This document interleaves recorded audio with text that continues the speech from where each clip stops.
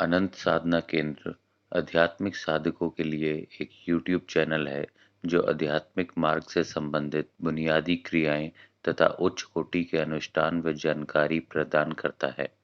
हमारे यहाँ किसी प्रकार के गंदे ताबीज नहीं बेचे जाते। ये जानकारियाँ केवल साधकों के ज्ञान हेतु दी जा रही हैं। किसी भी प्रकार की साधना शुरू करने के लिए गुरु मार्गदर्शन अति अनिवार्य है। सभी साधकों का आज की चर्चा में स्वागत है। आज हम जिस विषय पर बात करने जा रहे हैं उसका इंतज़ार हर इंसान को रहता है, चाहे वह साधक हो, गृहस्थ हो, पंडित हो, अघोरी हो, तांत्रिक हो या किसी भी प्रकार से अध्यात्म से जुड़ा हो। ये है दिवाली का पर्व।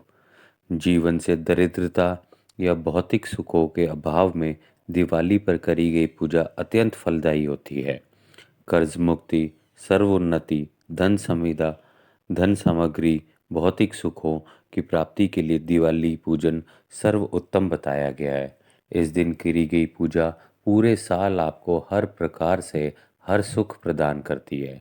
तो आइए जानते हैं दिवाली पूजन की कुछ विशेष जानकारियाँ और कुछ विधि विधान।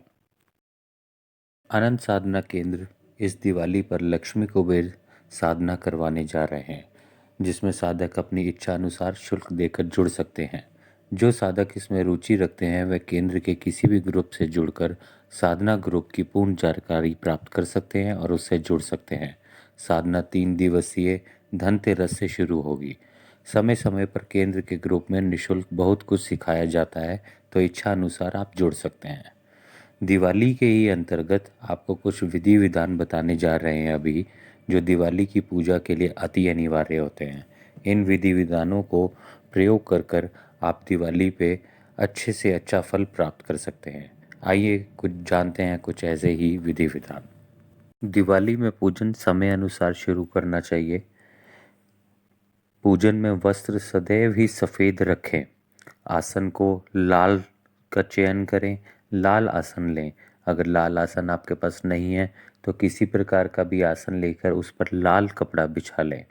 कोई भी जाप पूजन पश्चिम मुख होकर करना चाहिए। पश्चिम मुख धन के लिए सबसे अच्छा बताया गया है, इसलिए दिवाली की रात को या धनतेरस पे या इन 3 दिनों में कोई भी जाप या पूजन आपको पश्चिम मुख होकर किया जाता है। माला सदैव कमल गट्टे या सफेटिक की माला का प्रयोग करना चाहिए। हो सके तो माला को जागृत करके पहले से रखें या माला का पूजन आदि पहले से करके रखें। सीधा बाजार से लाकर माला का प्रयोग ना करें। माला को जागृत करने के लिए केंद्र के द्वारा और भी वीडियो अपलोड किए गए हैं, आप वहां से सीख सकते हैं। किसी भी प्रकार का पूजन या घर पर कीलन नहीं लगाना है। आप जब पूजन कर रहे हैं तब भी आप कोई बंधन या कीलन नहीं लगाएंगे, या दिवाली की रात को अपने घर पे किसी भी प्रकार का कीलन नहीं लगाएंगे। भोग में खीर या सफ़ेद मिठाई चढ़ाएं जिस पर केसर ज़रूर डला हो।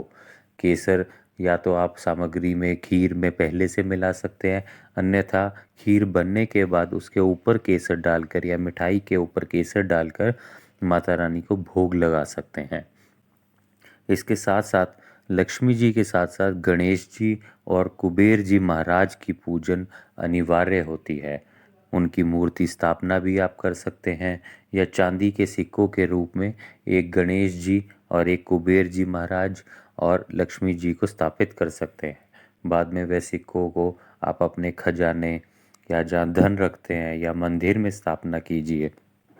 ये इससे आपका ना केवल धन प्राप्ति के सभी द्वार खुलेंगे, साथ ही साथ घर में सर्व उन्नति का भी योग बनता है।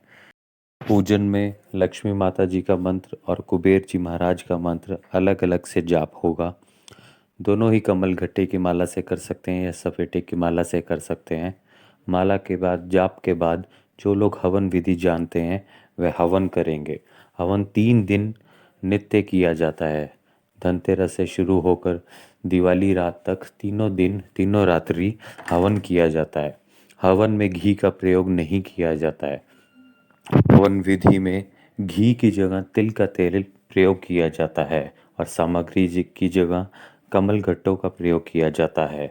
हवन के दौरान लकड़ी जिसको समीदा बोलते हैं, वह आम की लकड़ी प्रयोग की जाती है और उसको भी प्रज्वलित करने के लिए घी का प्रयोग नहीं किया जाता, कपूर का प्रयोग किया जाता है। इन सब बातों को ध्यान रखते हुए आप अपना पूजन पूर्ण करें। और जो लोग दिवाली धनतेरस पे अपना साधना सीखना चाहते हैं, वह केंद्र के साथ जुड़ सकते हैं। आशा है आप सबको हमारे द्वारा बताई गई शुरुआती जानकारी पसंद और समझ आई होगी। इसी प्रकार की और जानकारियों और प्रयोगों के लिए आप हमारे व्हाट्सएप या टेलीग्राम ग्रुप से भी जुड़ सकते हैं। हमारे फेसबुक पेज, व्हाट्सएप ग्रुप और टेलीग्राम ग्रुप की जानकारी नीचे डिस्क्रिप्शन बॉक्स में दी गई है। आप हमें सब्सक्राइब और लाइक भी कर सकते हैं। जय माँ कालिका।